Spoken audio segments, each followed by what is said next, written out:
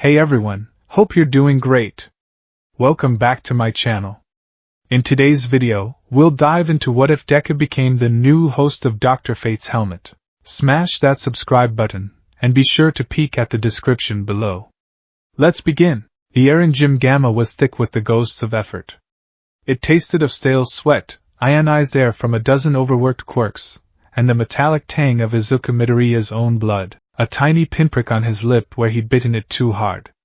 Again. It had been 1 week since Kamino. 1 week since the world had watched its sun dim and go out. 1 week since All Might, skeletal and defiant, had pointed a trembling finger through the television screen and into Izuku's very soul, declaring, "You're next." Those words were not a comfort. They were a sentence. Every night he saw it. The dust, the crater, all for one's life support mask glinting like a monstrous grin. He saw All Might's final, desperate punch, the last ember of one for all burning out to leave only the man, Tashinori Yagi, and then the finger, the declaration, the weight of a legacy settling onto his own inadequate shoulders. It was a weight made of cities, of people, of a peace so fragile it had shattered the moment its symbol could no longer stand. So he trained. He trained until his bones screamed a chorus of phantom aches, echoing the memory of being broken and healed, broken and healed. He pushed one for all, full cowling through his body, striving for that elusive 8%. Green lightning, wild and untamed, crackled around him, more a sign of his lack of control than his power. He would leap, smash a concrete pillar, and land with a jarring shudder that rattled his teeth. He'd analyze the motion, the power output, the strain on his ligaments, his muttering a frantic, desperate prayer to the gods of physics and biology. Too much recoil in the ankle joint. Need to distribute the landing force more evenly through the quadriceps and glutes. Power output was only 7.2%, not a true 8%. The energy transfer isn't efficient. All Might was. He was like water. I'm just a rock skipping across the surface. How can a rock hold up the sky, Midoriya? Izuku flinched, the green lightning sputtering out. Tenya Ida stood at the gym entrance, his posture as rigid and perfect as ever, but his brow was furrowed with a concern that even his formal demeanor couldn't hide. "Class is over for the day," Ida said, his voice echoing slightly in the cavernous space. "It is important to rest. A hero's body is their ultimate tool, and it requires proper maintenance." He chopped the air for emphasis, a familiar, comforting gesture that felt a world away from Izuku's current turmoil. "Ah, Ida. Right. Just one more set," Izuku lied, his smile thin and unconvincing. He couldn't stop. To stop was to think, and to think was to drown in the chasm between who he was and who he needed to be. Ida's expression softened.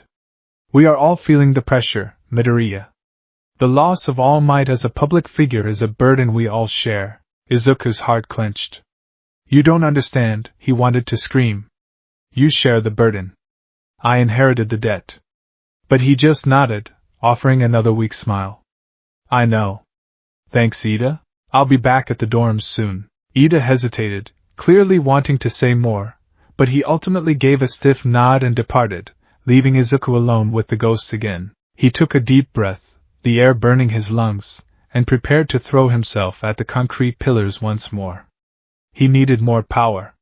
He needed it now. The world wouldn't wait for him to grow into his borrowed quirk. Villains were already slithering out from the shadows, emboldened by the void All Might had left.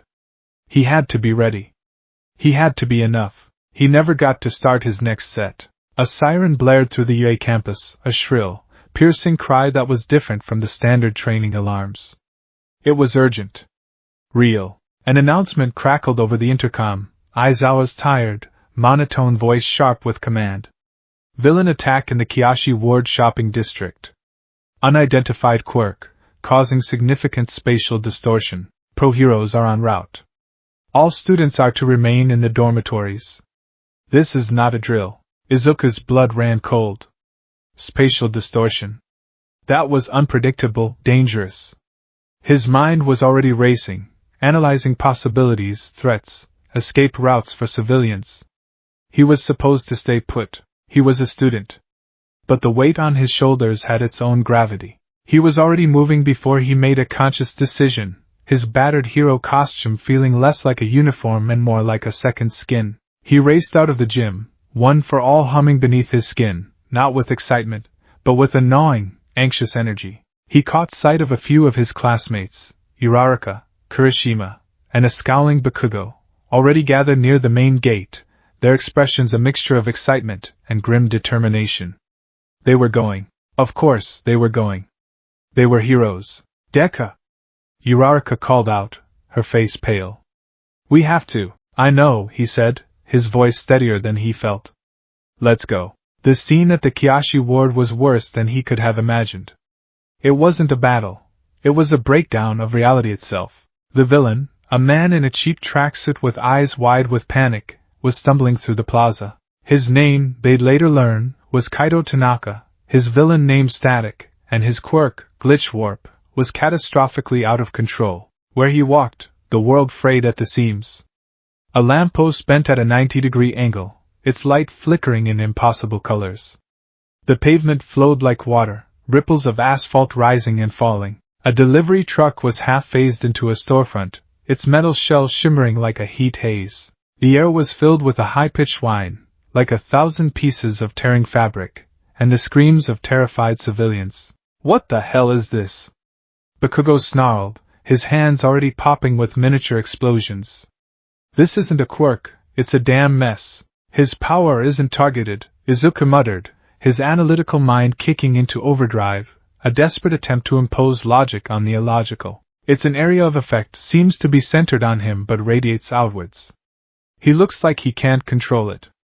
He's as much a victim as anyone else. Pro-heroes were trying to contain the area, but it was like trying to cup water in their hands. Every attempt to approach the villain, Static, was met with a new distortion. A hero with a super-speed quirk found the ground beneath his feet turning to molasses. Another who threw energy blasts saw them curve in midair and dissipate into flocks of shimmering, geometric birds. It was chaos. Pure, unadulterated chaos. And then it got worse. Static tripped, flailing his arms wildly.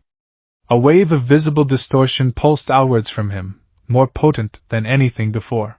A high, keening tear split the air above the central fountain. It wasn't smoke or fire. It was a crack. A shimmering, oil-on-water fracture in the sky itself. It was a wound in the world, a few dozen feet long, utterly black within its iridescent borders. From the silent, black wound, something fell. It wasn't fast. It descended with an unnatural, regal slowness, unaffected by the chaotic physics warping the area around it. It was a helmet. A full-face helmet made of a gold so pure and bright it seemed to drink the light around it, shining with its own internal luminescence. Intricate, archaic patterns were etched across its surface, flowing in lines that seemed to hint at a forgotten, cosmic language. It had no visor, only two empty, almond-shaped eye sockets that seemed to hold an abyssal darkness. It landed in the chaos with a soft, resonant thud that cut through the noise. It rested on a patch of miraculously stable cobblestone, an island of perfect, unflinching order in an ocean of madness. No one seemed to notice it except Izuku. To him, it was like a lighthouse in a hurricane.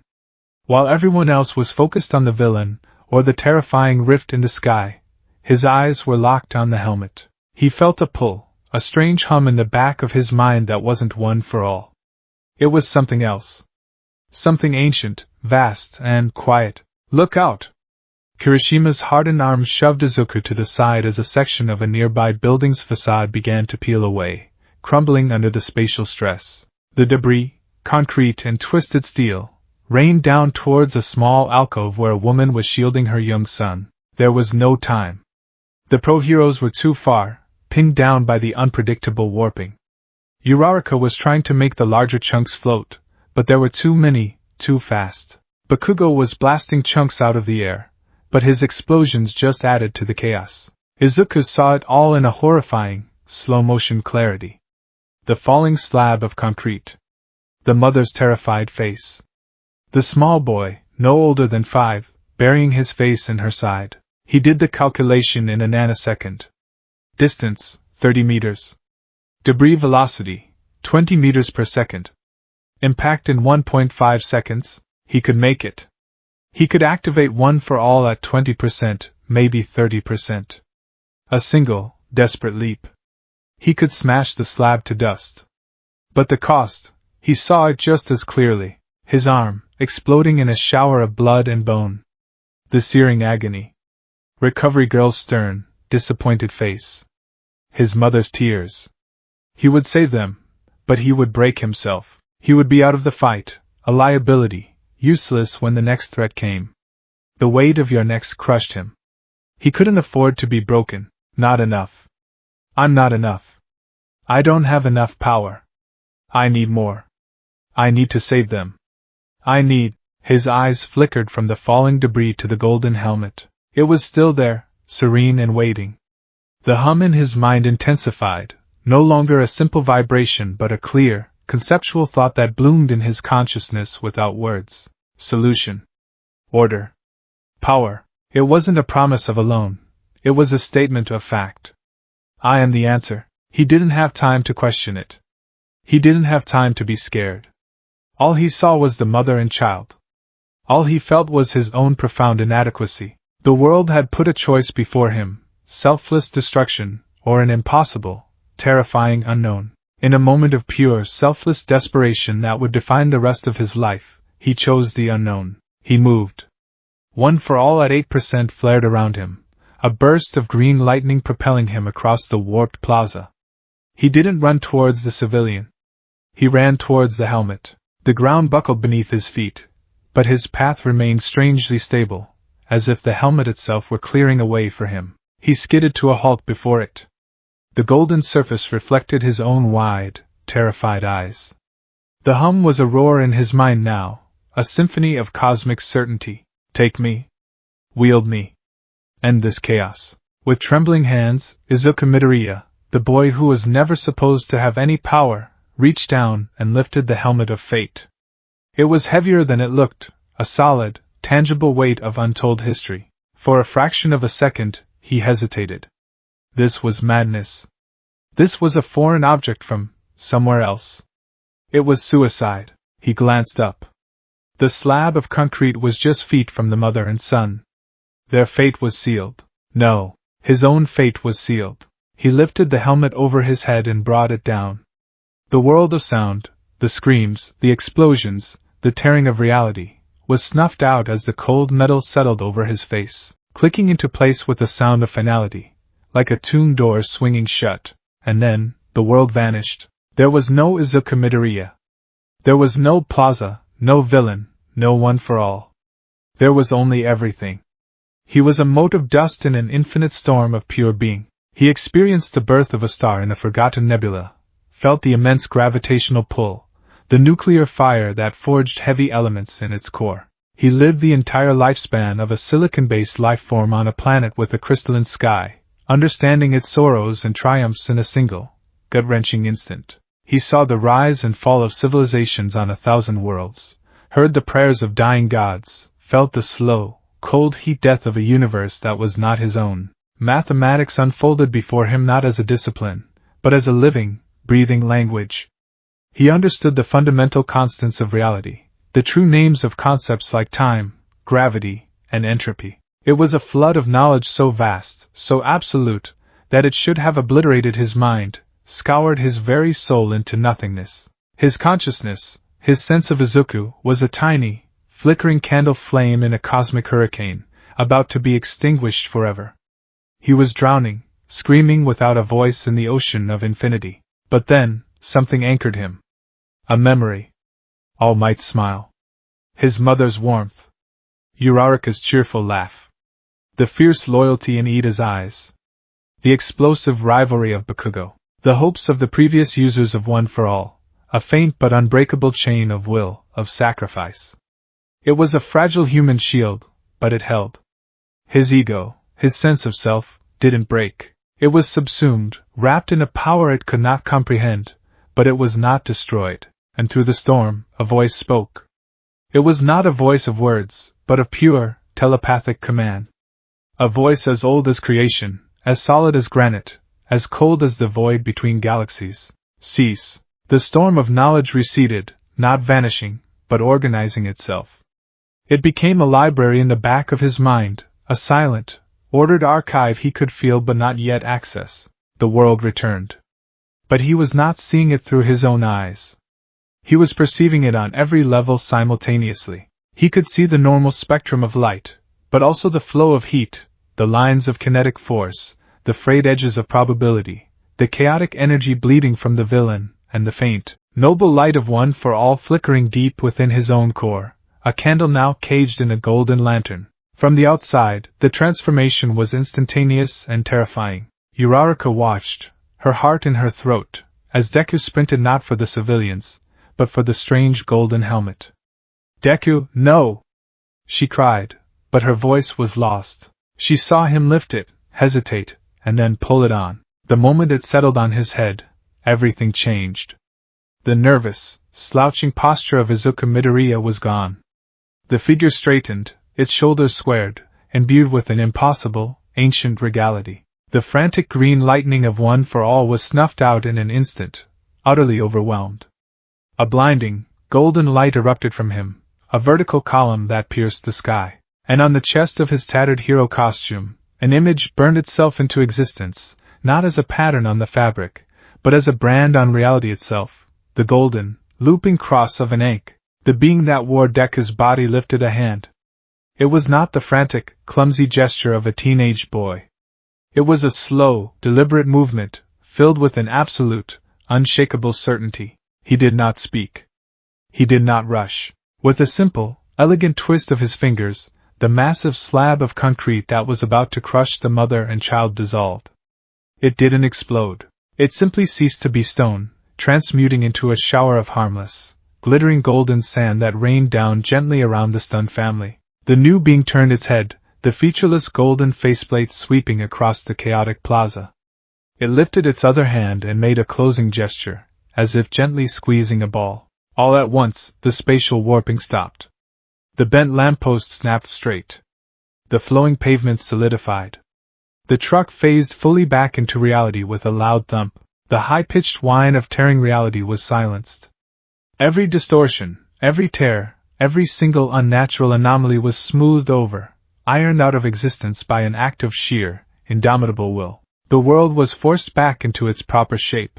The villain, static, stared, his jaw agape, the wild panic in his eyes replaced by stupefied terror. The power he couldn't control was simply gone. The golden-helmed figure pointed a single, gauntlet finger at him. Static froze. His body was encased in a shimmering, rectangular field of golden light. He was still screaming, still trying to run, but his movements were trapped. He was caught in a perfect, contained time loop, reliving the same half-second of terrified realization over and over again. A problem, neatly and efficiently solved. Contained. The being stood there for a moment, the golden ink on its chest pulsing with a soft light. It had saved everyone. It had neutralized the threat. It had restored order. The entire encounter, from the moment the helmet was donned, had taken less than 10 seconds. It was done with a cold, terrifying, inhuman precision. There were no encouraging words, no heroic smiles, no reassurance for the civilians.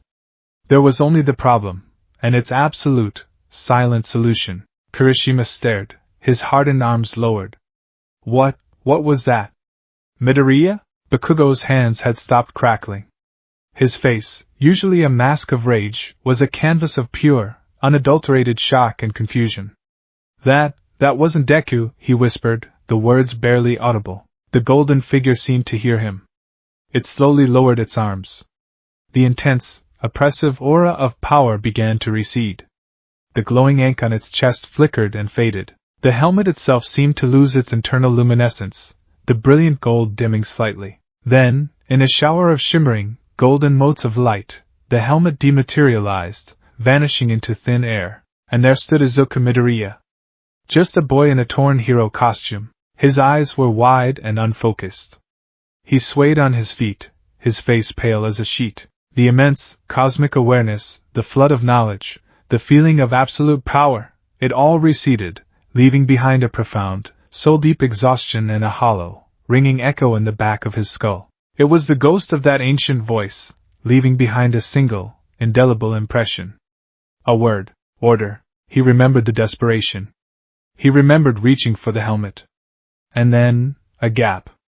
A blinding flash of gold. And the feeling of a presence, vast and impossibly old, looking out through his eyes. The strength fled his limbs.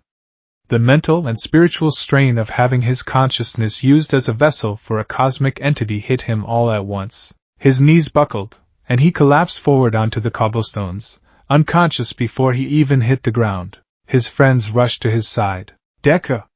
Hey, Deku, wake up! Uraraka cried, gently turning him over.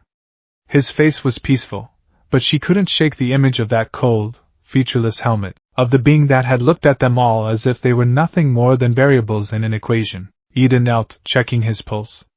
He is alive. His vital signs appear stable, if faint. What was that power?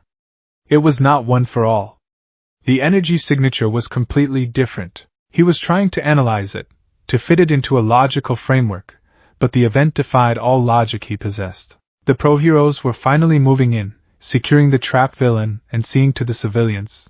But many of them, including Aizawa who had just arrived on the scene, were staring at the unconscious boy and the perfectly ordered plaza around him.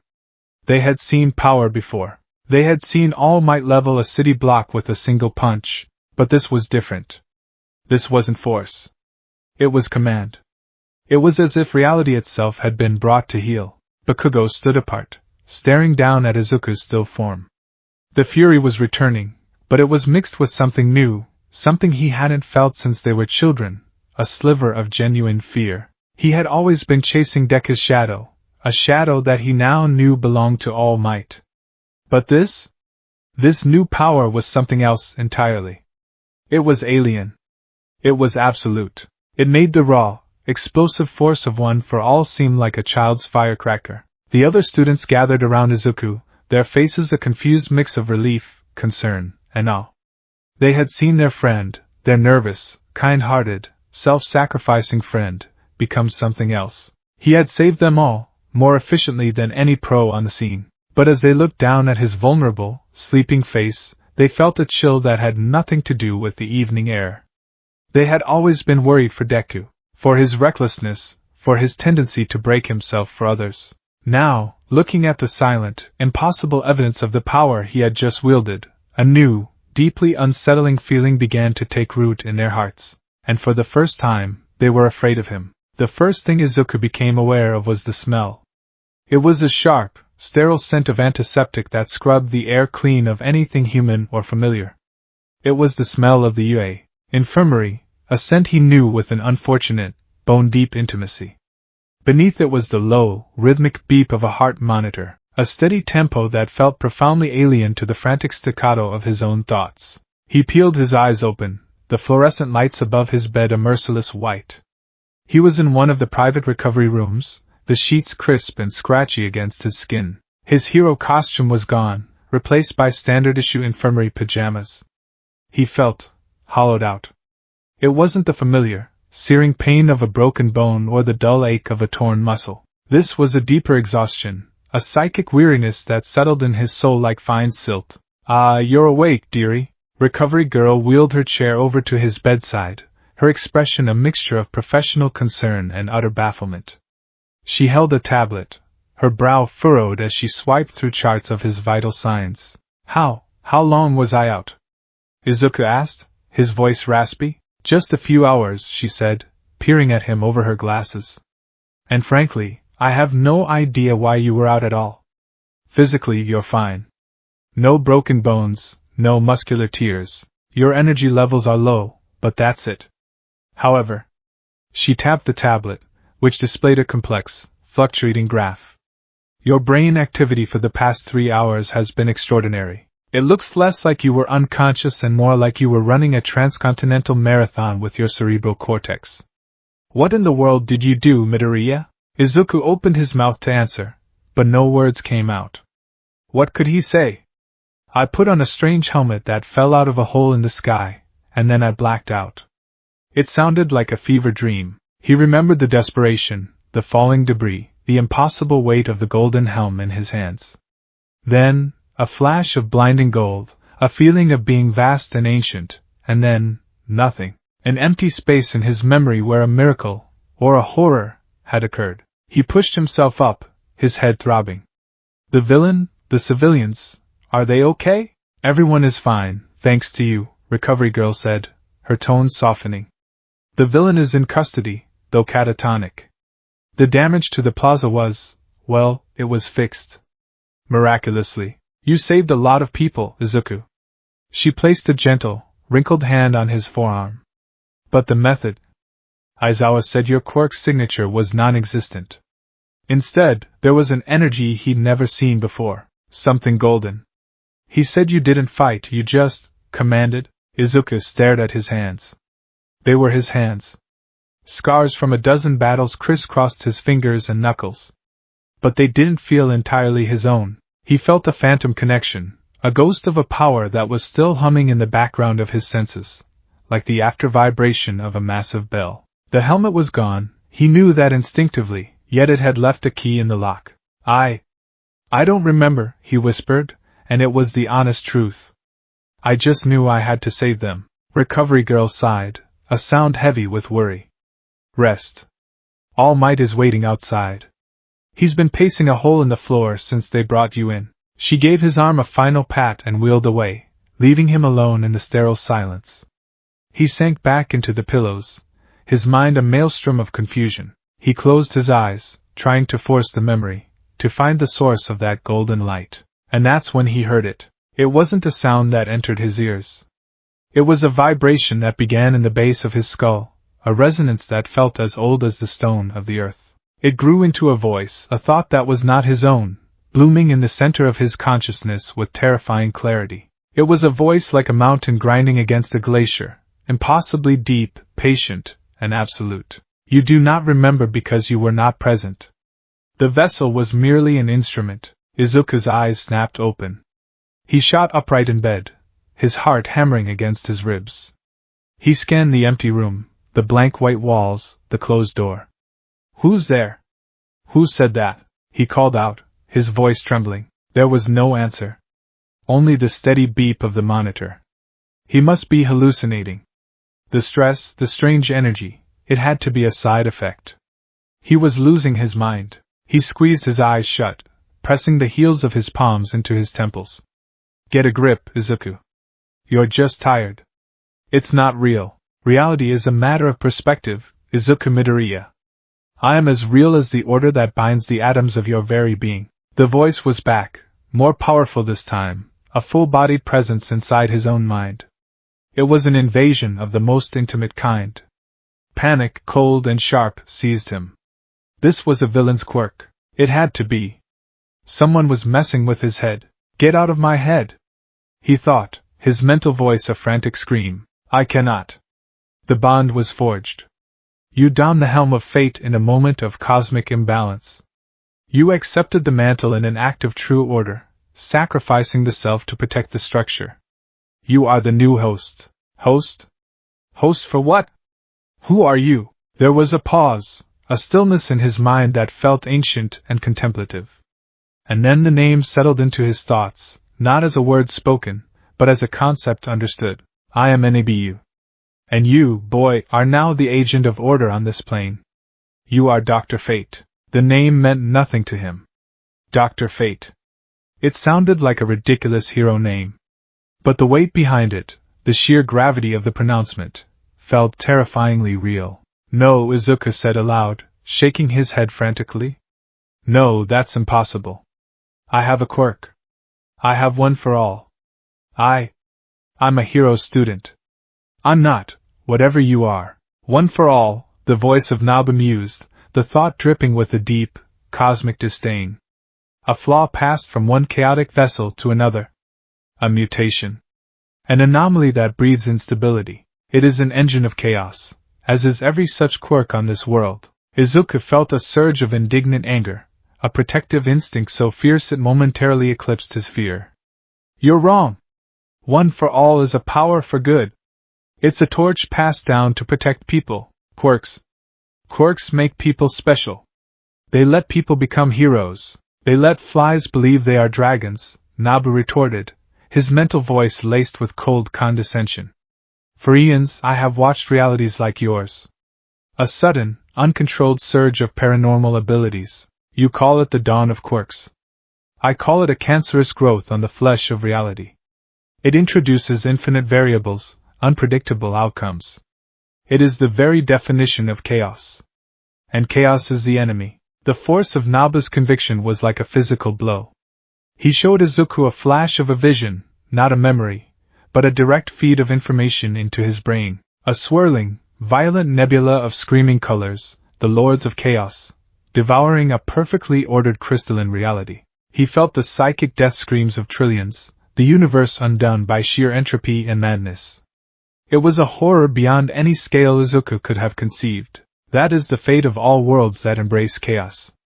Yours is no different. Your heroes and villains are but children throwing stones, unaware that each ripple they create weakens the dam that holds back the void. No, Izuku argued, his hands clenched into fists on the sterile sheets. You're wrong. You only see the bad. All Might, he used his power to create peace. He inspired people. He gave them hope. That's not chaos, that's the best of us. A single man held your fragile peace together, Nabu countered. A single point of failure. And now he is gone. Look at your world. Feel the chaos rushing in to fill the vacuum. His method was imperfect, temporary, and ultimately doomed. Order is not maintained by a symbol's smile. It is maintained by an unyielding, unbiased, and absolute application of power. The power you wielded today. Izuku shuddered, remembering the cold efficiency he'd glimpsed in his mind's eye. The way he, or the thing using his body, had simply erased the threat. There was no struggle, no passion, no heroic cry. It was the cold math of a problem being solved. That wasn't me, he insisted, his voice cracking. That was you. That was cold. Inhuman. It was efficient. It was final. It was order. Sentiment is a weakness, boy. A variable that leads to miscalculation and failure. Your desire to save everyone is a fool's errand. You cannot save the individual from the tide of chaos. You can only reinforce the dam. That is our purpose. That is your purpose now. The finality in Naba's tone was absolute. This wasn't a debate. It was a lecture. A declaration of terms. Izuku was trapped, a prisoner in his own skull with an ancient, cosmic warden who saw his entire worldview, his every dream, as a childish fantasy. He felt a desperate need to prove him wrong. To prove himself. He needed to feel one for all, to connect with the power that defined him, that anchored him to his dream. He threw off the covers, ignoring the throb in his head, and stood on shaky legs. I need to go, he muttered, pulling on the slippers by the bed. I need to train. Futile, Naba's voice echoed in his mind, bored and unimpressed. Tinkering with a faulty engine. Izuku ignored him. He stumbled out of the room, nearly colliding with a startled All Might. Toshinori Yagi, in his skeletal form, looked even more worried up close, his sunken eyes wide with 1,000 questions. Young Midoriya! You should be resting. I'm fine, All Might, Izuku said, his voice tight. I need to clear my head. Please, I just need a minute. He pushed past his mentor before All Might could protest further, his bare feet padding quickly down the silent, empty hallways of UA after hours. He didn't know where he was going, just that he needed to be alone. Away from the prying eyes, away from the questions he couldn't answer, away from everything but the war now being waged inside his own head. He found himself outside, in the cool night air. The moon was high and full, casting long shadows across the manicured lawns of the campus. The world seemed so normal, so peaceful. It was impossible to believe that just hours ago, a piece of it had torn open, or that a being older than stars was now living behind his eyes. He made his way to one of the smaller, and used training fields. He needed to feel it. He needed the crackle of green lightning, the familiar strain in his muscles, the comforting warmth of the vestiges within him. He took a deep breath, planting his feet in a familiar stance. Okay, Izuku, just 5%, he whispered to himself, a desperate mantra. Just like always, he focused, reaching deep inside himself for that familiar wellspring of power. He felt for the warm embers of One for All, the legacy of heroes past. He felt it stir. But as it rose, it collided with something else. A vast, cold, and unyielding presence. It was like trying to start a fire on an iceberg. The warmth of One for All was immediately chilled, smothered by the immense, orderly energy of Nabu. Cease this foolishness. No! Izuku gritted his teeth, pushing harder. This is my power. Mine! He forced it. He poured every ounce of his willpower into summoning One for All, trying to shove the cold presence of Nabu aside. Green lightning sparked around his fist, weak and sputtering, fighting for purchase. For a second, he thought he had it, and then it happened. The green lightning was violently snuffed out, replaced by a blinding flash of pure, brilliant gold. It didn't crackle with chaotic energy, it hummed with a perfect, terrifying harmony. The power erupted from his clenched fist, not as a concussive blast of wind, but as a focused beam of golden light. It shot across the field and struck a reinforced concrete wall 50 yards away. There was no explosion. No shattering impact. The beam hit the wall, and for a fraction of a second, a complex, geometric pattern of an ink flared on the surface. Then, the section of the wall the beam had touched simply vanished. Not destroyed, not blown apart. It was gone. A perfectly circular, 3-foot-wide hole was left in its place, the edges smooth as glass, as if it had been erased from existence. Izuku stared, his arm trembling, his whole body shaking. He hadn't thrown a punch. He hadn't used his body. The power had come from him, but not through him. It had bypassed the physical and sprung directly from the source of his will. You see? Nabu's voice was smug, filled with the satisfaction of a point proven. Order is more efficient. Why shatter a thing when you can unmake it? Why struggle when you can simply command? The horror of it washed over Izuku, colder and more terrifying than any fear he had ever known. He had lost control. No, it was worse than that. His power, the sacred trust given to him by All Might, was being co-opted, overwritten by this alien entity. He was a bug in the system of his own body. He stumbled backward, falling to the grass, scrambling away from the perfectly silent, perfectly ordered hole in the wall. He looked at his hand as if it were a venomous snake. He began to mutter, the old habit returning as a desperate anchor in a sea of madness. It's conflicting, the two energies, they can't coexist. Nabu's power, it's like a root system, it's wrapping around One for All, trying to choke it out or convert it. When I try to draw on one, the other interferes. I can't control it. I can't control any of it. He was back in the infirmary moments later, his panic hidden under a veneer of exhaustion. He saw Uraraka and Ida in the hallway, their faces etched with worry. Deku! Are you okay? Uraraka asked, her brown eyes wide. Fine, just tired, he mumbled, unable to meet her gaze. The lie felt like ash in his mouth. How could he explain this? How could he tell them that the friendly, nervous Deku they knew now had a co-pilot who thought humanity was a disease? As he walked past the small table in the waiting area, his analytical gaze fell on a half-empty cup of tea recovery girl had left near the edge. His mind, unbidden, started calculating the variables. Table surface is slightly uneven, vibrations from the ventilation system, the liquid's surface tension is breaking down. And then, a new thought, cold and clear, not his own, slid into the stream. Probability of falling in 3.2 seconds, 98.7%. It's going to fall, he muttered under his breath. Ida gave him a strange look. What's going to fall, Midoriya? As if on cue, the teacup wobbled, tipped over the edge, and shattered on the tiled floor. Uraraka and Ida jumped at the sound. Izuku just stared at the puddle of brown tea spreading across the white tiles, a cold dread coiling in his stomach. It was a tiny thing. A meaningless accident, but he had known it was going to happen. Nabu had shown him. A tiny, insignificant glimpse into the cold, calculated future. Another glitch. Another piece of his mind that was no longer his. He spent the rest of the night in his dorm room, wide awake, staring at the All Might poster on his wall. The hero's bright, confident smile felt like a mockery. He was trapped. He had the power to save everyone, a power beyond his wildest dreams, but it came with a price he hadn't known he'd have to pay, himself. The weight of the world, which had felt so heavy just that morning, was nothing compared to this new burden. Now, he had to fight a war on two fronts, against the villains who threatened his world from the outside, and against the ancient, terrifying being in his own mind, who threatened to correct it from within. As dawn began to break, painting the sky in shades of gray and pink, Naba's voice echoed one last time in the quiet of his mind, not as a whisper, but as a promise. The chaos of this world will be brought to heel. You are the tool. I am the hand. Resistance is illogical. You will learn this.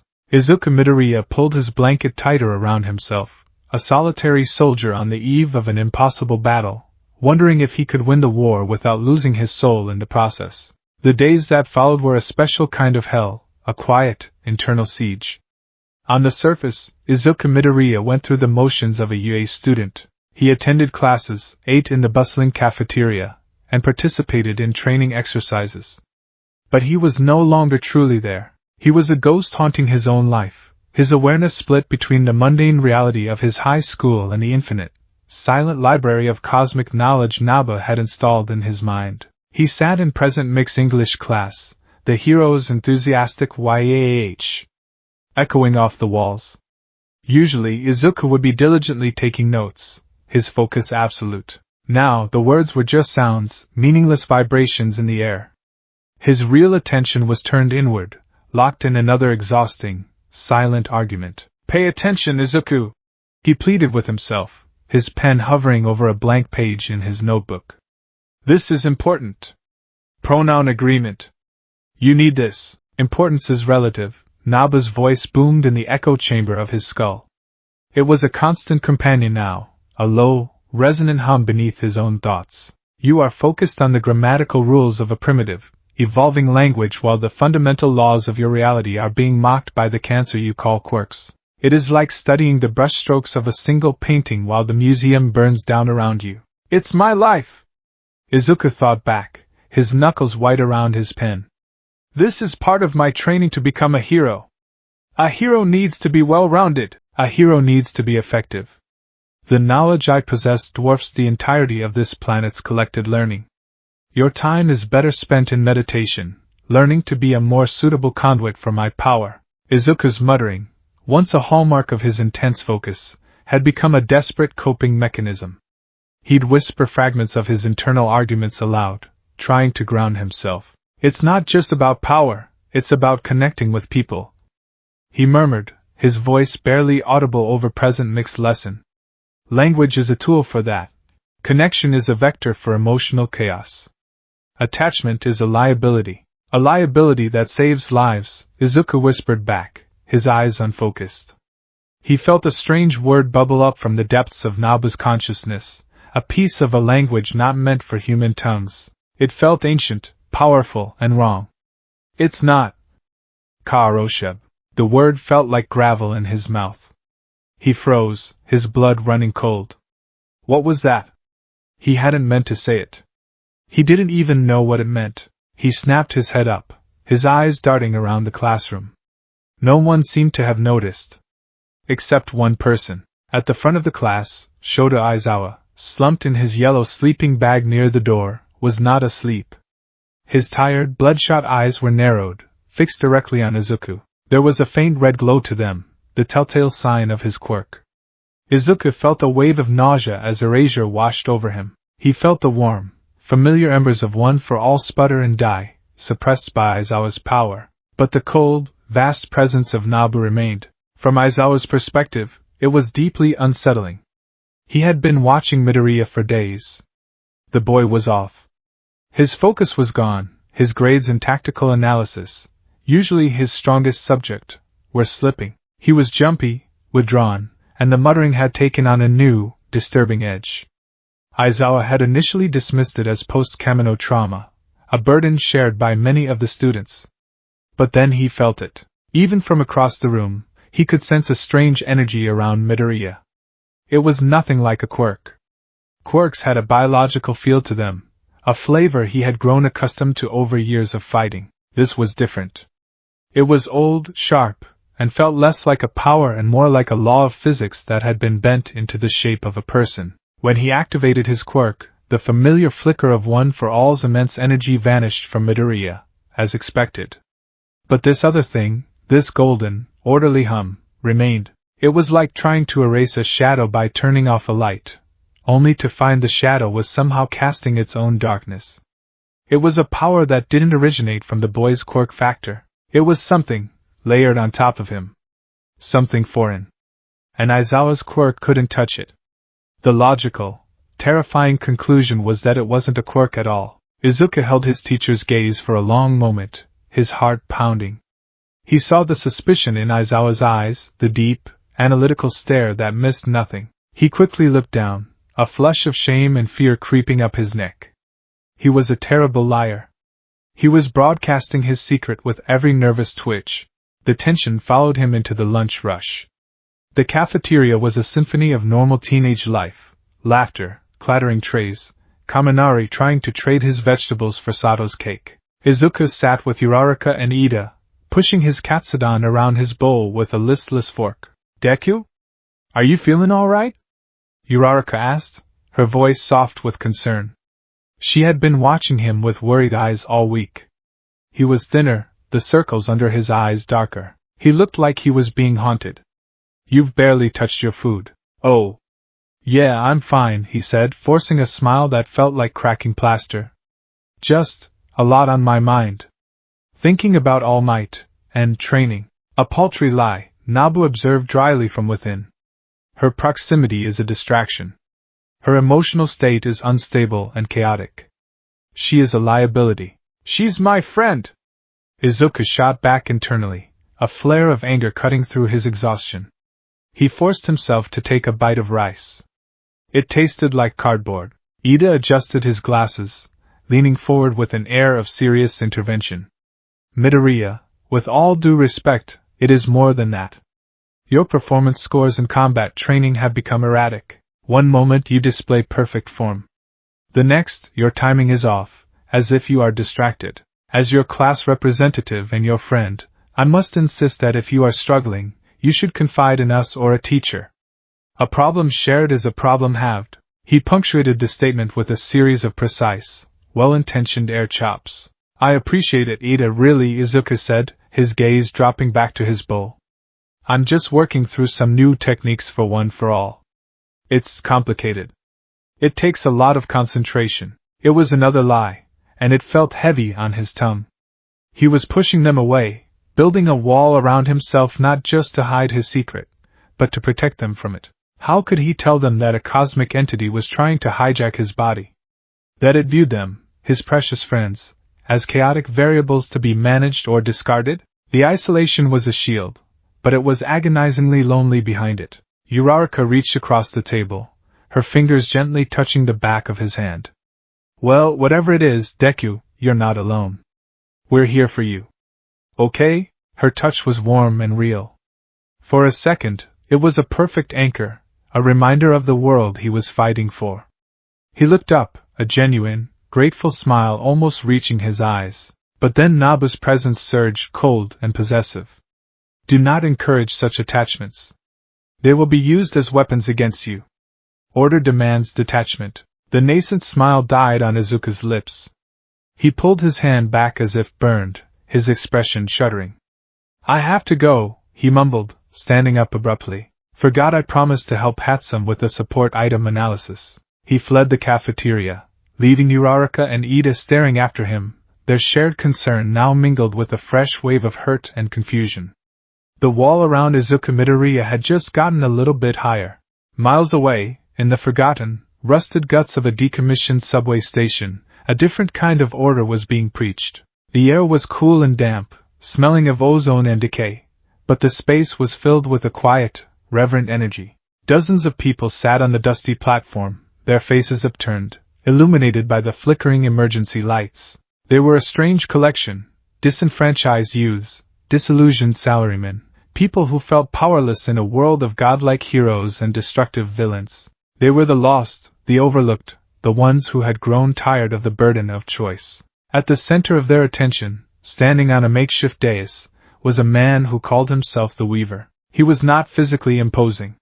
He was of average height and build, dressed in a simple, gray tunic that was immaculately clean. His hair was short and dark, his face calm and handsome in a serene, almost unnerving way. But his eyes were ancient. They were a pale, washed-out blue, and they seemed to see not the people before him, but something deeper. He saw the very architecture of their lives. His quirk, faded threads, allowed him to perceive the lines of probability that radiated from every person, every object, every choice. To him, the world was a constant, chaotic tangle of shimmering, multicolored threads. A person's potential futures branched out before them in a dizzying, messy web. He saw his own purpose with absolute clarity, to take that chaotic tangle and weave it into a single, perfect, beautiful tapestry. A world with no messy choices, no painful uncertainty, no tragic accidents. A world where every thread followed the pattern he designed. He had felt the arrival of the helmet of fate a week ago. As he'd stood on a rooftop, observing the city's chaotic weave, a new thread had appeared in the tapestry. It wasn't a thread of probability. It was a line of pure, unbending certainty. It was a thick, golden cord of absolute order, a perfect, foundational warp thread upon which a new reality could be woven. It was the tool he had been dreaming of, the power to move beyond subtle manipulations and enforce his grand design on a global scale. He craved it with the fervor of a zealot who had just seen God. He raised his hands, a benevolent smile on his lips. His voice was soft, melodic, yet it carried through the cavernous station, captivating his flock. "Look around you," he said, his pale eyes sweeping across his followers. "Look at the world above. A world of chaos. A world that tells you that you are free. But what is this freedom? It is the freedom to fail. The freedom to suffer. The freedom to make the wrong choice and watch your life unravel into a thread of misery. They call it heroism when one person stumbles into the right path, but they ignore the millions whose paths lead only to dead ends." He paused, letting the words sink in. His followers, the tapestry of inevitability, nodded in unison, their faces filled with rapt devotion. "The burden of choice is a curse," the Weaver continued, his voice resonating with conviction. "I have seen the tapestry of fate. I have seen the ugliness of its tangles, the knots of sorrow, the frayed ends of despair. But I have also seen its potential. A world where every action is correct. Every life is a thread woven into a masterpiece of perfect harmony. A world without regret, without fear, without chaos. I will unburden you. I will unburden this world. I will be the hand that guides the shuttle, and together, we will create a pattern of perfect, serene, inevitable peace." He looked at his inner circle, a handful of disciples with potent, if minor, quirks. "The time for preparation is over. The catalyst has arrived. We must begin to smooth the canvas, show the world the ugliness of its randomness, so that they will yearn for our pattern." One of his lieutenants, a woman with a quirk that could subtly alter structural integrity, bowed her head.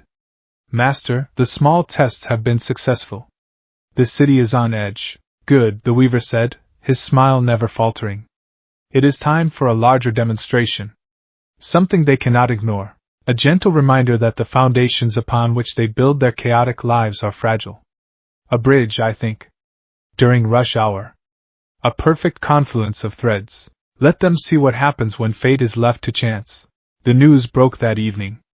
Izuku was in the Heights Alliance common room, ostensibly doing homework but in reality trying to mentally block out Nabu's constant, running commentary on the flaws in modern physics textbooks. A news report flashed onto the large screen, a reporter speaking breathlessly from a helicopter. "A scene of chaos and confusion here at the Tatsumi flyover bridge.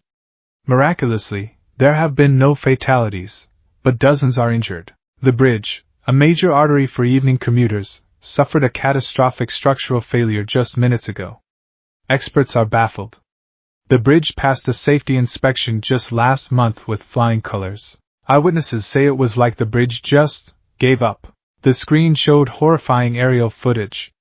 A huge, central section of the multi-lane bridge had simply crumbled, sending a dozen cars plunging into the bay below. Rescue boats were already swarming the area, pulling people from the water. His classmates gasped. Ida was already on his feet, decrying the poor maintenance standards. Uraraka had her hands over her mouth, her face pale with horror. Kirishima was clenching his fists, muttering about how manly the rescue workers were. They saw a tragedy. A freak accident. Izuku saw something else. And Nabu felt it too. Interesting, the ancient voice rumbled in his mind, a flicker of genuine curiosity in its tone. The probability of a spontaneous, cascading failure of that magnitude, on that specific structure, at that precise time, was 0.00013%. Statistically negligible. It was a villain attack, Izuku thought, his mind racing. Someone with a powerful quirk must have destroyed it. No. There is no residual energy signature of a destructive power. There is no chaos in the collapse. Quite the opposite. Nabu forced a sliver of his perception into Izuku's consciousness. For a horrifying second, Izuku didn't just see the collapsed bridge on the screen. He felt the event in the fabric of reality. He felt the impossibly perfect sequence of events. A single, critical support bolt shearing at the exact moment of maximum harmonic resonance from traffic. The resulting vibration traveling along a steel girder to exploit a microscopic, pre-existing flaw. The weight shifting in a perfect domino effect, each failure leading to the next with an unnatural, choreographed precision. It wasn't destroyed. It was orchestrated. It wasn't the explosive, messy signature of chaos. It was the cold, clean, deliberate signature of an imposed will. It was order.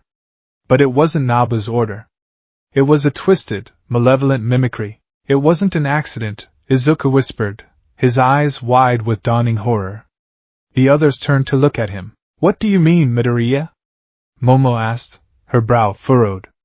The reporter said, It's too perfect, Izuku continued, his voice trembling slightly as he articulated the feeling Nabu was giving him. The timing, the way it fell, it was designed to cause the most disruption with the fewest deaths. It's not destruction.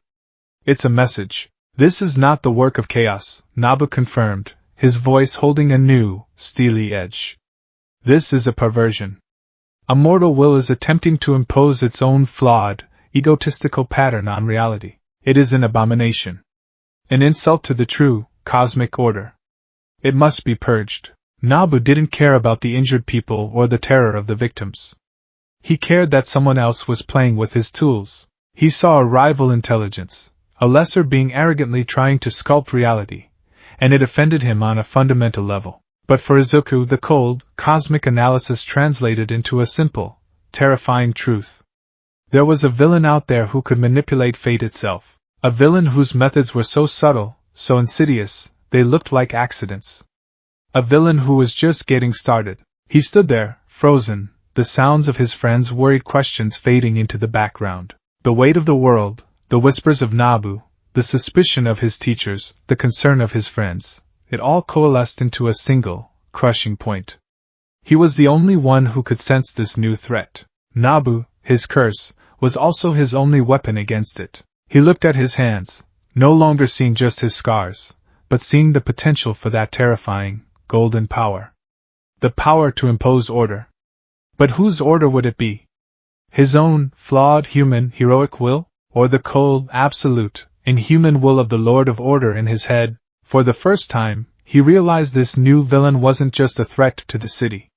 He was a threat to Izuku's very soul, a dark mirror to the power he now carried. And their collision was, he felt with a chilling certainty, utterly inevitable. The unforeseen simulation joint, or USJ, was supposed to be a sanctuary of controlled chaos, a place where future heroes could face manufactured disasters, fires, floods, earthquakes, under the watchful eyes of their teachers. It was a playground of hypotheticals, designed to forge them into professionals.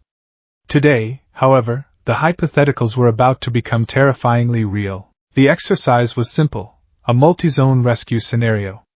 1/3 of Class 1A, including Izuku, was tasked with evacuating civilian dummies from a collapsing urban environment, a sprawling section of the USJ filled with tilting buildings and rubble-strewn streets. Aizawa and 13 were observing, providing feedback through their earpieces. Izuku was trying to focus. He was determined to prove Nabu wrong, to prove to himself that he could still be a hero the way he'd always envisioned. He would use one for all. He would save the people. He would be Deku, the hero in training, not some cold, cosmic entity. A fruitless endeavor, Naba's voice droned in his mind, a constant, unimpressed commentary. You are practicing the removal of splinters while gangrene sets in. This entire facility is a monument to your species' arrogance. The belief that chaos can be tamed, studied, and overcome with mere physicality. It's about saving people, not fighting concepts. Izuku thought back, gritting his teeth as he carefully lifted a concrete slab off a trap dummy. He channeled a delicate 5% of one for all into his arms, the green lightening a familiar, comforting crackle. For a moment, it felt normal. Good form, Midoriya. 13's voice came through his earpiece. Remember to check for structural integrity before moving debris. Always ensure your rescue doesn't create a new danger. Izuku gave a thumbs up to a nearby camera. He was doing it. He was being a hero. He could keep Naba's influence at bay. He just had to concentrate. He didn't see the figure watching from the shadowed rafters high above. One of the Weaver's disciples, a young woman with a quirk called loose connection, which allowed her to telekinetically unscrew bolts, loosen wires, and sever connections within a 50-meter radius. Her instructions had been precise. Not to destroy. Not to attack. Just to nudge. The Weaver understood that a direct assault on Yue was foolish. But a series of unfortunate accidents? That was his art form. The disciple smiled faintly and focused on a large, industrial-grade water pipe running along the ceiling, directly above the central control hub where Aizawa was monitoring the exercise. A series of thick, hexagonal bolts held the pipe's main valve in place. Her quirk went to work, and with a series of silent, frictionless turns, the bolts began to loosen. Down below, Izuku was working with Uraraka to lift a heavy beam. Okay, on 3, he said, positioning himself. 1, 2. That's when the first thing went wrong. With a groaning screech of tortured metal, the massive water pipe overhead ruptured. A tidal wave of high-pressure water cascaded down, not into the training area, but directly onto the main control console where Aizawa was standing. Sparks flew as the delicate electronics were instantly short-circuited. The lights in the entire USJ flickered violently and then died, plunging the vast dome into a terrifying, echoing darkness, broken only by the emergency lights casting long, eerie shadows. What's happening?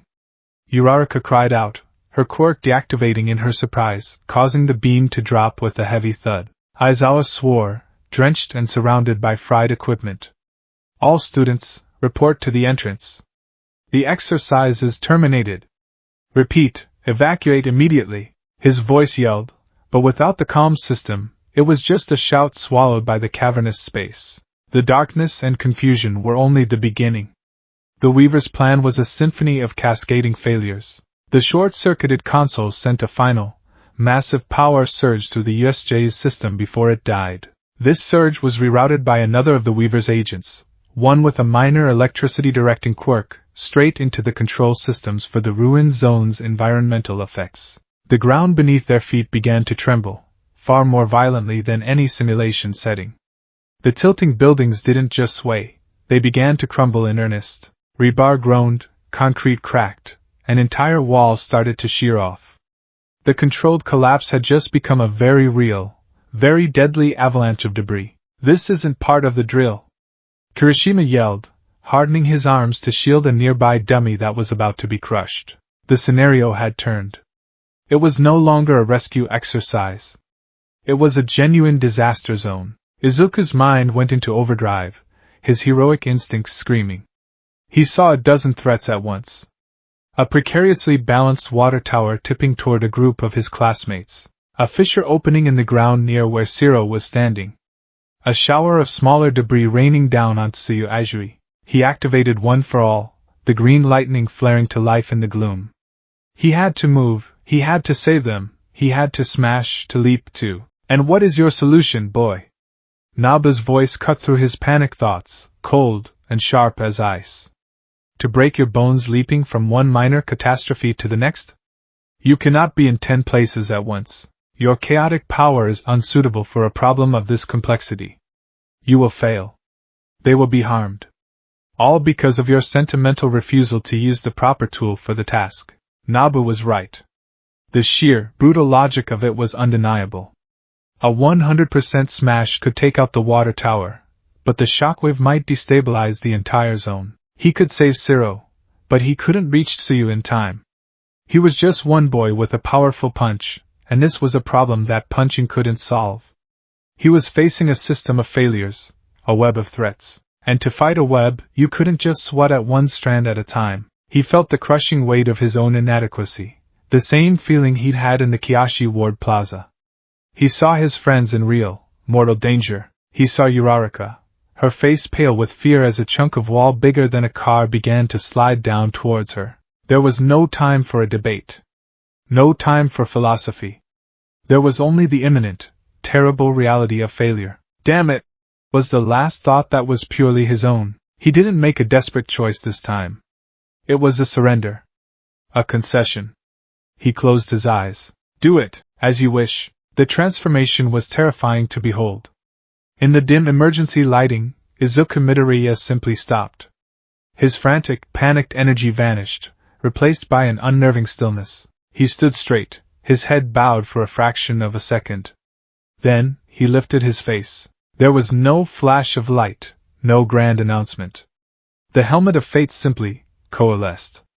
Motes of golden light, like dust in a sunbeam, gathered from the air around him, swirling and solidifying over his head. The intricate, golden helmet settled onto his face with an invisible, silent click. The moment it was in place, the being wearing Izuku's hero costume straightened to its full height. The timid slouch was gone, replaced by a posture of absolute authority. The green lightning of One for All was utterly extinguished. On his chest, the golden ink flared to life, a beacon of pure, unwavering light in the gloom, casting the crumbling ruins in a stark, divine glow. Dr. Fate was present. Uraraka, who had been scrambling away from the falling wall, looked over and saw the change. Deku? She whispered, her voice trembling, but she knew, with a certainty that chilled her to the bone, that the being standing there was not Deku. It had his body, his costume, but the presence, it was ancient, vast, and utterly indifferent. Dr. Fate did not rush. He did not shout. He raised a single, gauntlet hand. The massive chunk of wall that was about to crush Uraraka halted its descent. It didn't just stop, it hung suspended in midair, a few feet above her head, every dust mote and crumbling pebble frozen in place. He had not touched it. He had simply willed it to stop. He turned his featureless, golden faceplate towards the tipping water tower. With a flick of his wrist, the metal legs of the tower transmuted into a thick, crystalline substance that anchored itself deep into the ground, stabilizing the entire structure instantly. He then pointed 2 fingers towards Zero. The fissure in the ground sealed itself, the concrete flowing back together, as if it had never been broken. With a final, sweeping gesture of his arm, he addressed the falling debris above Tsuyu. The countless small rocks and chunks of concrete stopped in midair, forming a frozen cloud. Then, with another thought, they reversed their trajectory, flying back up to neatly reassemble themselves into the broken facade of the building they had fallen from. In the space of 5 seconds, every immediate, life-threatening danger had been neutralized. Not with force, not with speed, but with cold, effortless, absolute control over the laws of reality. He had imposed order on the chaos. The other students could only stare, their mouths agape. Aizawa, who had been trying to get to his students, froze, his one good eye wide with disbelief and a dawning dread. He was seeing the same impossible power from the Kiyoshi Ward, but this time it was up close. It was a power that made All for One's collection of quirks seem like a child's party tricks. Dr. Fate stood in the center of the now stabilized disaster zone, the ink on his chest pulsing gently. The immediate crisis was over, but his work was not. He could feel the source of the accident, the lingering, greasy taint of the Weaver's probability manipulation, and the minor quirk signatures of his disciples. The problem was not the collapsing buildings. The problem was the agents of chaos who had caused it. He lifted off the ground, hovering a few feet in the air with silent, majestic grace.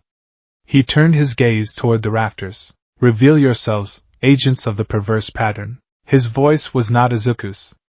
It was a layered, resonant boom that was both spoken and felt, a telepathic command that echoed directly in the minds of everyone present. It was the voice of Nabu, deep and ancient, but underneath it, a faint, metallic echo of Izuku's own timbre could be heard, as if his vocal cords were being used as a secondary, unwilling amplifier. High above, the disciple with the loose connection quirk gasped, clutching her head as the telepathic command washed over her. She and her two accomplices were revealed, illuminated by golden spotlights that had appeared from nowhere. He found us. How did he find us? One of them hissed in panic. Dr. Fate ascended slowly, his golden aura lighting the way. He was not flying so much as reality was rearranging itself to place him higher. He reached their level, hovering before the terrified cultists.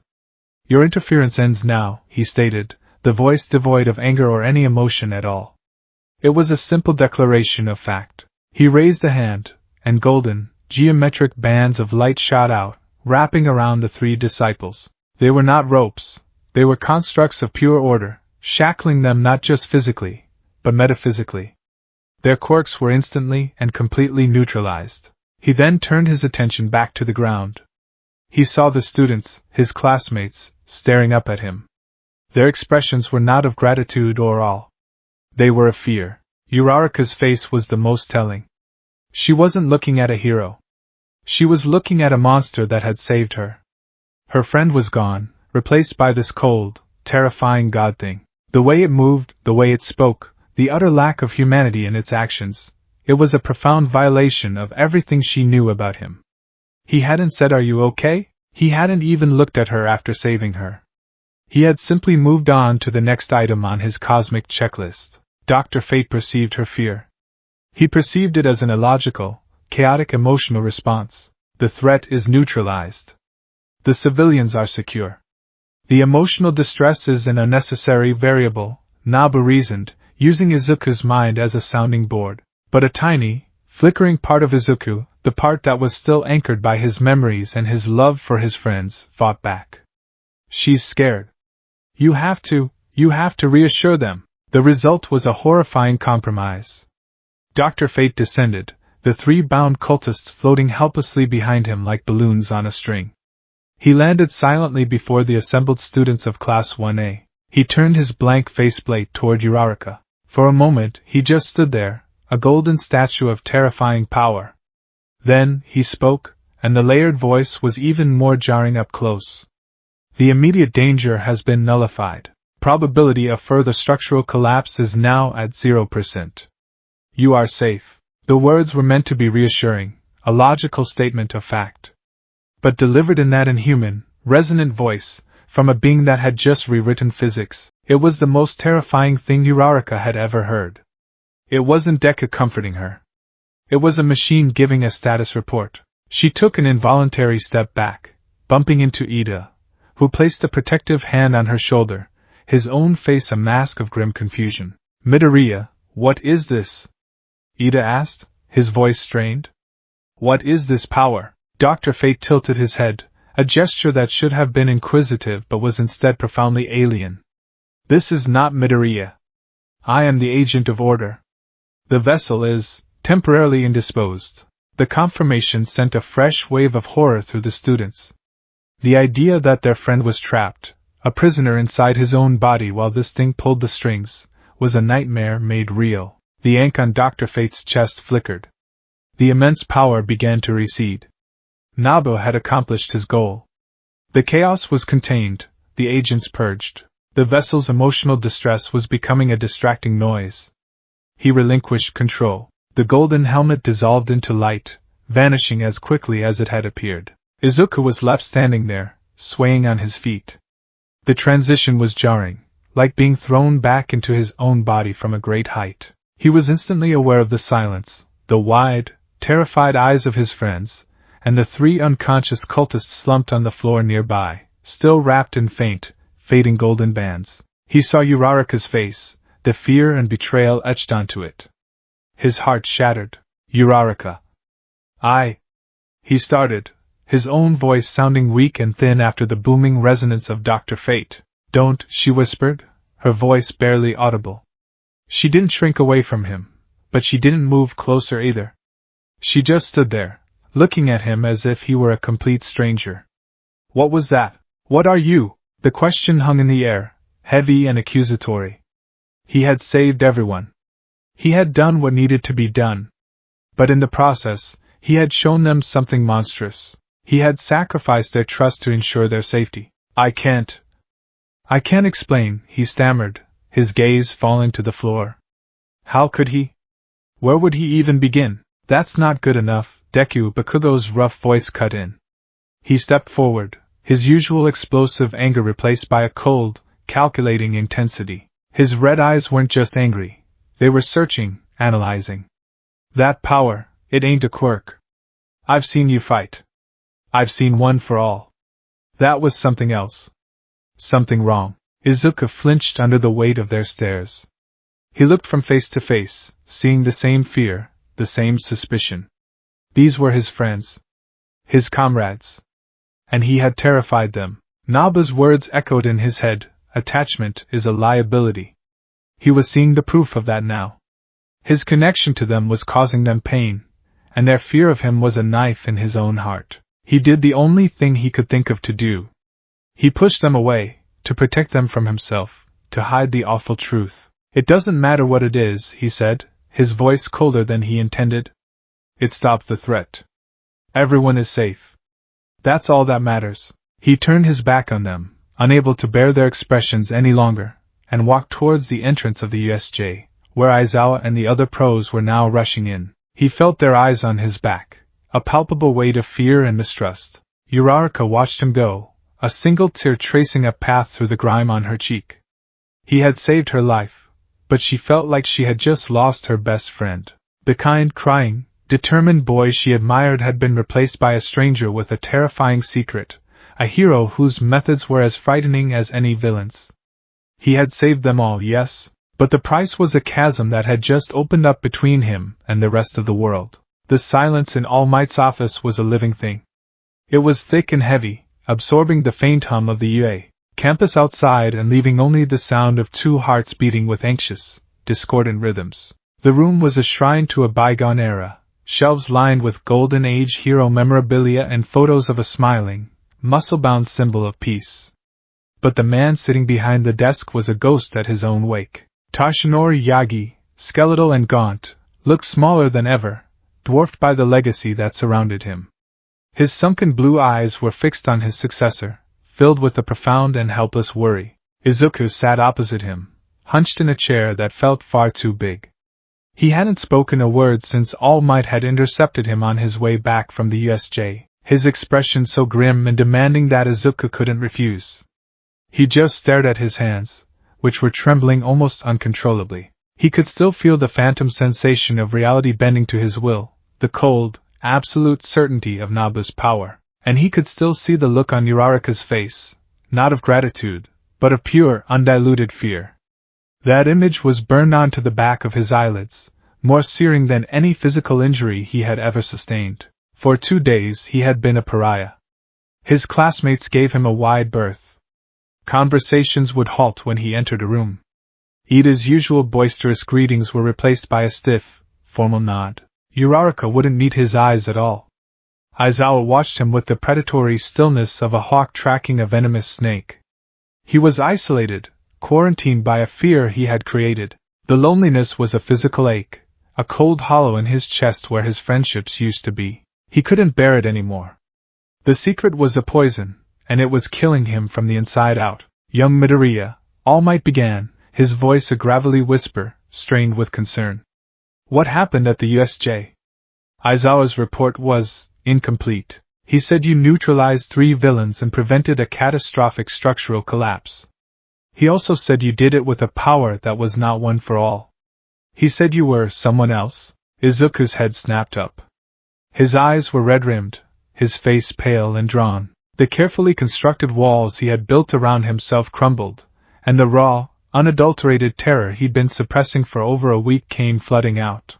I don't know what to do, All Might, he choked out, the words tearing from his throat in a ragged sob he could no longer contain. I'm so scared. Toshinori's heart broke. He was used to seeing the boy determined, even when crying.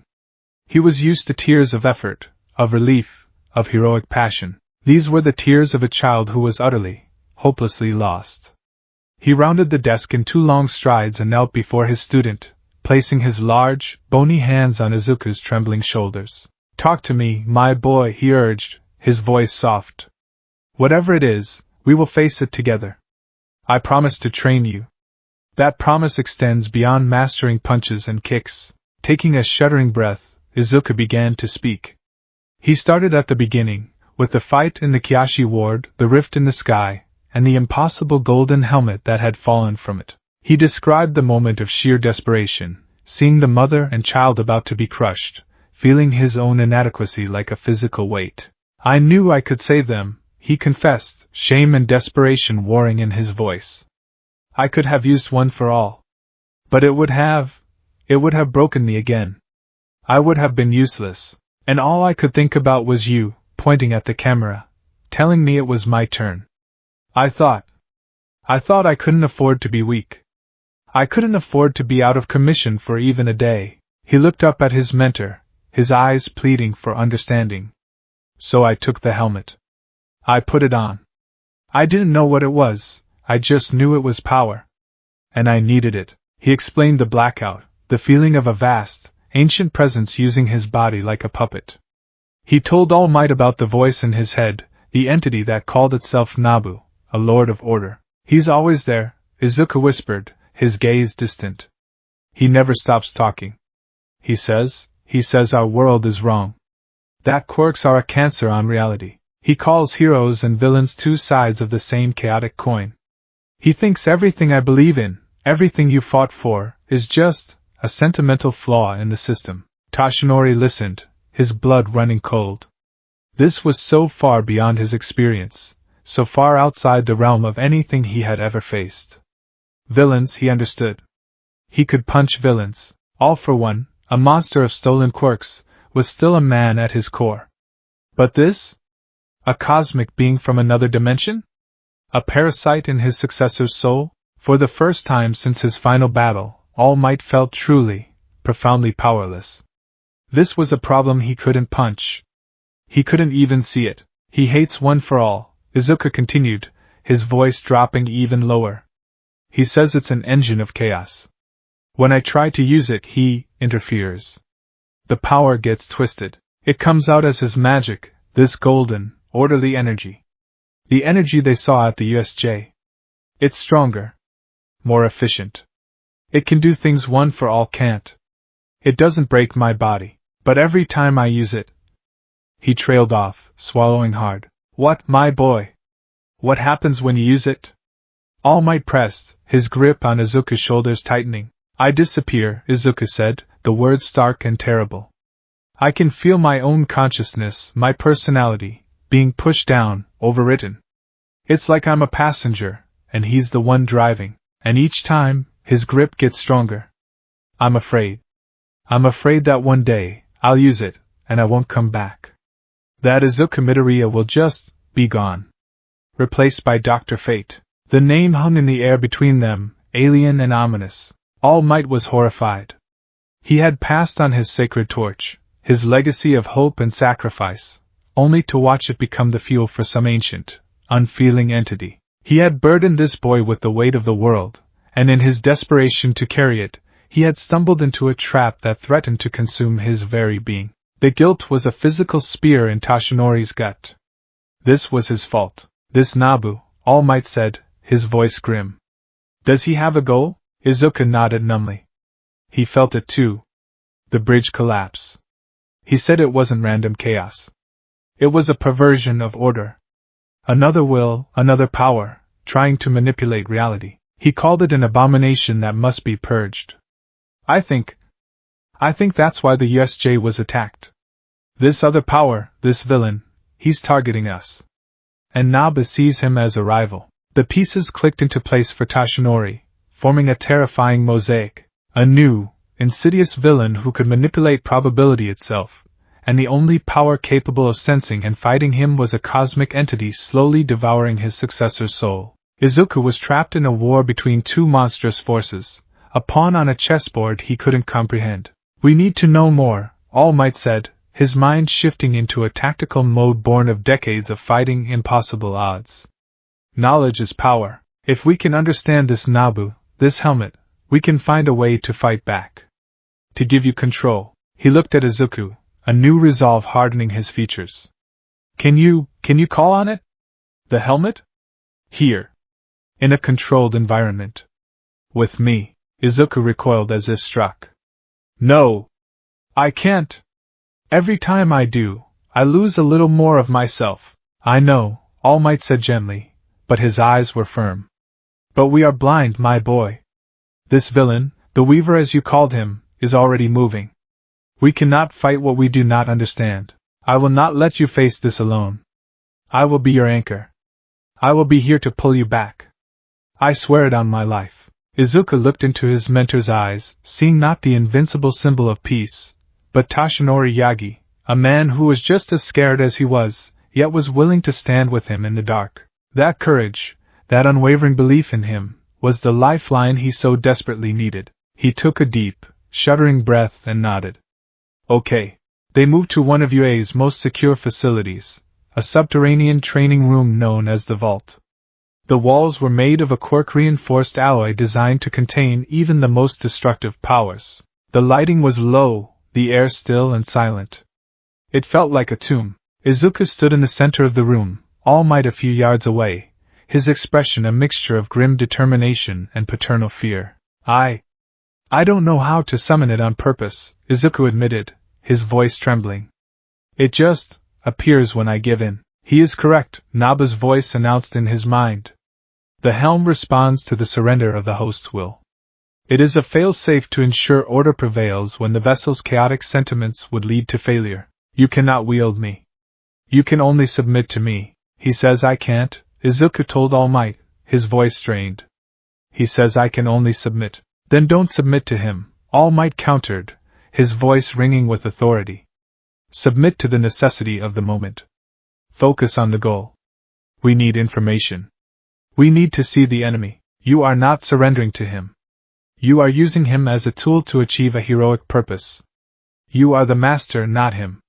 Frame it that way in your mind. Take control of the narrative. Izuku's eyes widened. It was a classic All Might strategy. Redefine the battle on your own terms. Don't fight the enemy's fight. It was a sliver of hope, a change in perspective that might just work. He closed his eyes. He didn't focus on his fear or his weakness. He focused on the mission. I need to see the villain. I need to understand his plan. I need to protect my friends. This is not surrender. This is reconnaissance. He let go of his resistance, not in defeat, but with purpose. He opened a door in his mind, not to let Nabu take over, but to access the knowledge Nabu possessed. For a moment, nothing happened. Then, the air in front of his face began to shimmer. Golden motes of light swirled into existence, coalescing into the familiar, terrifying shape of the helmet of fate. It hovered before him, silent and waiting. The vessel learns, Nabu noted, a hint of something that might have been surprise in his ancient, monolithic consciousness. I'm going to put it on, Izuku said to All Might, his voice shaking but resolute. Don't let me get lost. I am here, my boy, Toshinori promised, clenching his fists. I will bring you back. Izuku reached out, took the helmet, and pulled it over his head. The world dissolved into a maelstrom of cosmic light and sound. The familiar, overwhelming flood of knowledge rushed in, but this time, Izuku was not swept away. Anchored by All Might's presence and his own focused will, he was able to stand his ground, to be a rock in the psychic hurricane instead of a leaf. The entity of Dr. Fate stood in the center of the room. But this time, Toshinori noticed a subtle difference. The posture was still regal, but there was a tension in the shoulders that hadn't been there before. A faint, almost imperceptible flicker of green light sparked around the golden aura, like static on a television screen. Izuku was still in there. He was fighting. Focus, young Midoriya, All Might said, his voice steady. The villain. The Weaver. Find him. Dr. Fate did not respond. Instead, he raised a hand, and the air in front of him began to shimmer and warp. An image began to form, a window into another place. The first vision was of the Weaver himself, standing in his subterranean sanctuary. They could see his pale, serene face, his unsettlingly calm eyes. They heard him preaching to his followers, his melodic voice speaking of a perfect tapestry, and the curse of choice. Izuku, from deep within the shared consciousness, felt a wave of revulsion. This man's philosophy was a twisted, selfish parody of Nabu's cold logic. The window shifted. Now it showed a different scene. A high-tech laboratory. Scientists in lab coats were working on a large, spherical device covered in antennae. A probability sink, Nabu identified instantly, the knowledge flowing directly into Izuku's understanding. A device designed to absorb and nullify randomness in a localized area. Primitive, but potentially dangerous. The Weaver's cult is stealing components for it. The vision swirled again, becoming darker, more abstract. It was a glimpse into the future, a web of glowing, potential timelines. All Might watched, horrified, as Dr. Fate began to sort through them, his movements precise and analytical. One timeline flared brightly. In it, the Weaver stood atop a skyscraper, the completed probability sink humming behind him. A wave of gray, orderly energy washed over the city below. People stopped in their tracks, their faces going slack, their movements becoming synchronized and robotic. The chaos of life, the laughter, the arguments, the simple joy of spontaneity, was extinguished, replaced by a silent, soulless perfection. The Weaver had won, imposing his static, lifeless order on millions. Dr. Fate discarded that timeline with a flick of his wrist. Another future, this one even more terrifying for Tashinori, flared to life. It showed a climactic battle. The Weaver was powerful, his control over probability overwhelming the heroes. In a moment of desperation, Dr. Fate unleashed his full power. The golden aura around him exploded, a supernova of pure order. He didn't just defeat the Weaver, he unmade him, erasing him from reality. But the vision continued. The helmet didn't come off. The entity of Dr. Fate, now fully in control, turned its blank gaze upon the rest of the world, seeing its inherent chaos, its heroes, its villains, its ordinary people. And it began to correct it. The vision ended with the chilling image of Dr. Fate, with Izuku's body, sitting on a golden throne, the silent, absolute ruler of a perfectly orderly, perfectly dead world. Nabu, to stop one perversion of order, had simply imposed his own. Izuku screamed inside the prison of his own mind. No! That can't happen! I won't let it! The green static around Dr. Fate's aura flared violently. The vision shattered. The being clutched its head, a gesture of profound conflict. Midoriya! All Might yelled, seeing the struggle. Fight him! Come back! Deep within the shared consciousness, Izuku felt the crushing despair. He was trapped between two apocalypses. A world enslaved by the Weaver, or a world saved by Nabu. Both paths led to the death of free will, the death of everything he held dear. Both paths led to the effective death of Izuku Midoriya. There has to be another way, he thought, his own will a tiny spark against two raging infernos. There has to be a third option. The thought was not one of defiance, but of creation. A hero doesn't just choose between two bad options.